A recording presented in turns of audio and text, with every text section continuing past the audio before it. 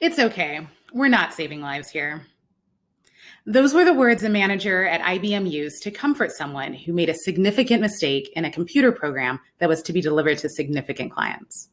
I remember listening to the manager recount this story to me soon after I graduated with a computer engineering degree, presumably to make me feel better about any mistake I might make in the future. But instead, I was left wondering why we didn't consider the impact computer programs were having on these clients' lives. I had been raised to always look for ways to support my community and do what I could to provide for the needs of other people. Why was there this big disconnect with my chosen profession? Couldn't we use technology to drive systemic change in society to improve equity? Couldn't we use technology to advance the public interest? I genuinely loved being a software engineer.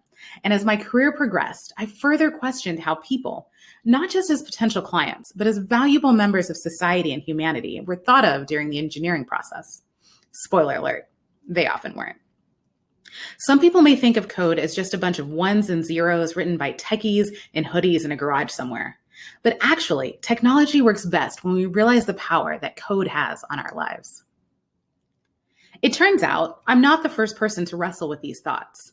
I look to one of the pioneers in public interest technology, computer scientist and Harvard University professor, Dr. LaTanya Sweeney. Public interest technology is formally defined as the study and application of technology expertise to advance the public interest, generate public benefits, and promote the public good. You know how when you Google yourself, you learn there's a lot of information out there about you in publicly accessible databases? Well, Dr. Sweeney discovered that a computer-savvy person like myself and many others, if they have the time and the interest, could put all of this information together and emerge with a description of you. Your name, exactly where you live, what health conditions you have, and what your overall prognosis is. This would be a problem because not only does it probably make you uncomfortable to think of someone having access to that level of information about you, but a nefarious person could use that information to target you or discriminate against you. Dr. Sweeney, by employing a variety of computer science techniques, like writing programs and algorithms to discover the available information, analyzing the structures, and reconstructing what she found, showed that this information, this data, was not truly anonymized, as some had said, but could instead be used to identify specific individuals. Dr. Sweeney took it a step further by working with health experts to understand some of the data and with legal experts to understand the options available to control who gets access to this information. But Dr. Sweeney didn't stop there. She went ahead and testified to Congress, a body charged with protecting us as citizens. And as a result of her work, Congress made changes to the system in what we know as HIPAA laws. When you go to the doctor and sign the paper stating your health information can't be shared, that's in part because of her work. By relying on those ones and zeros, Dr. Sweeney's work truly affected lives. Now, Dr. Sweeney is what we call a public interest technologist. She didn't just use her technical expertise to identify and study a problem. She also worked with non-technical experts to put the problem in context and understand what a productive solution could be. She knew that it would not be enough to find a solution. There had to be a systemic change for the solution to help the public. By advocating with policymakers to show how information in the wrong hands could be harmful, she translated the technology into something that could create a positive change in society. This work isn't just happening by people at universities.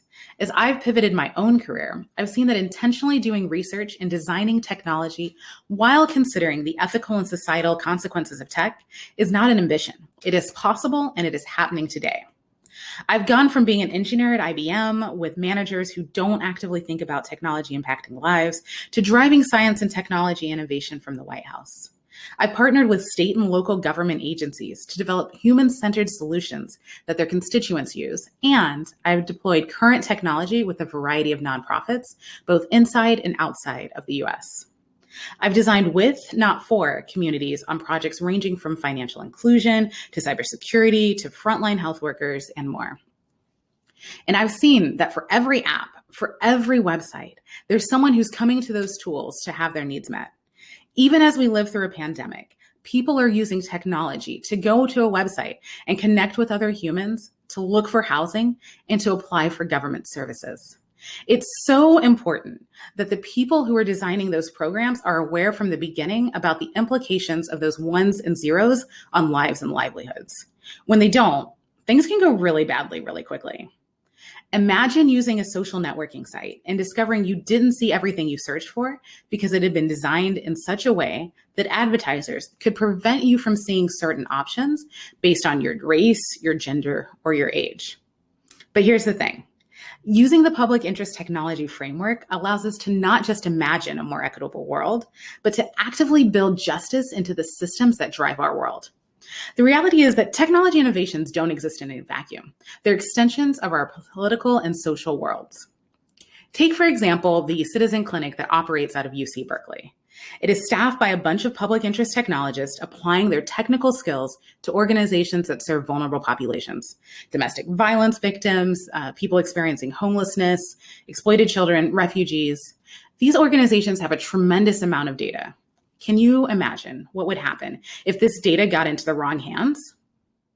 Focused on cybersecurity, the Citizen Clinic supports organizations to make sure their clients aren't targeted, bullied, or harassed, and their data isn't held hostage. The clinic provides critical assessments of the organization's technical vulnerabilities and offers strategies and sometimes actual tools in the form of computer programs to allow these organizations to protect people. Do we still think we're not capable of protecting lives with those ones and zeros? In my current role at DataKind, I have the privilege of working with technical volunteers who, like me, want to translate their technical skills in concrete ways to impact lives, giving others access to services, security, and safety. We've gotten to work with a number of organizations, but one of the most exciting projects to me was the opportunity to work with Plentiful. You've probably seen images of people waiting in long lines to feed their families during this pandemic. Plentiful is an app that allows families to find food pantries and food banks and get the food they need without waiting in line. By working with a team of data scientists, we were able to go behind the scenes and create an algorithm that identified issues, notified the right person at the food bank so they could make the appropriate adjustments, reacting to an item running low, for example. Ultimately, we were able to connect more people to food. Now is the moment for public interest technologists. We face problems of massive scale, the COVID-19 pandemic, rapidly changing economies, even political tensions, and a reckoning with racial disparities. Public interest technologists must have a space in every sector so that the products we use every day, products that dictate how we interact with the world, are in the public interest. The combination of skills that public interest technologists bring, including empathy and long-term perspective taking, evaluation of trade-offs with an ethical and legal framework, and consideration of societal implications, are critical to having technologies that recognize everyone, regardless of skin tone, and disseminate true and accurate information. It's time we reframe our expectations of how technology is developed and applied. The people I've talked about today are computer engineers like myself, computer scientists, data scientists, and software engineers, all using their technical expertise to meet the needs of others. We are public interest technologists, and we have a new story to tell. We are going to be okay. We are improving lives here.